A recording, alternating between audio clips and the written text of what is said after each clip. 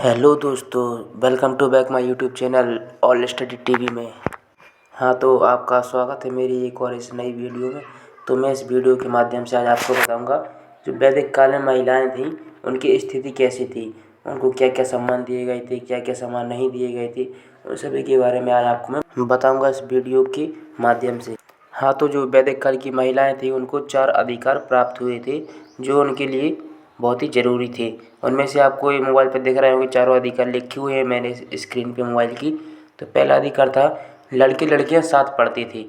जो लड़के और लड़कियां थी वैदिक काल की, तो वो सभी एक साथ पढ़ते थे और एक ही साथ ही कोई भी शिक्षा ग्रहण करने जाते थे।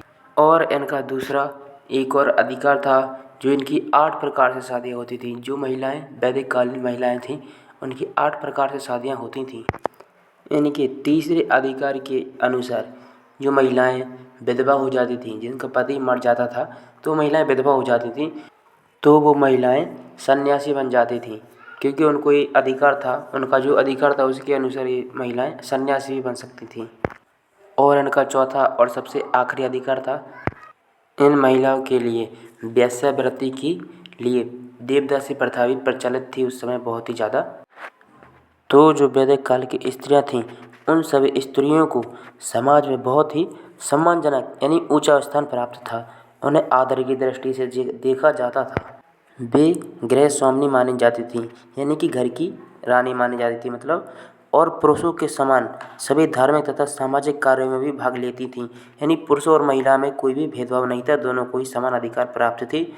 तथा वैदिक काल की स्त्रियों के लिए पर्दा प्रथा का प्रचलन नहीं था। स्त्रियों की शिक्षा दीक्षा की उचित व्यवस्था थी उस समय।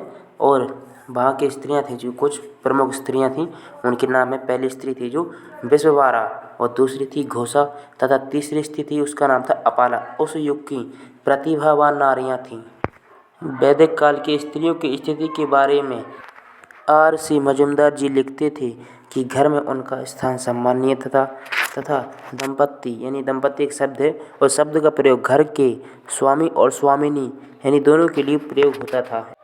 पत्नी अपने पति के धार्मिक यज्ञों में शामिल होती थी और घर की रानी कहलाती थी।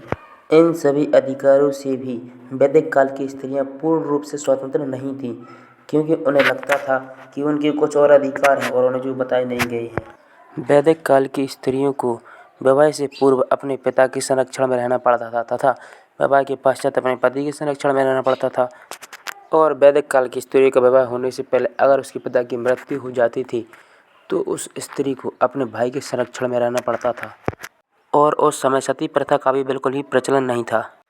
तो जो भी मुझे वैदिक काल की स्त्रियों के बारे में आपको बताना था वो मैं बता चुका हूँ। और अब आपको बताना है कि अगर आपको मेरी वीडियो अच्छी लगी हो तो आप हमारी इस वीडियो को लाइक करें, शेयर करें और कमेंट करें और हमें बताएं कि हमारी वीडियो आपको कैसी लगी।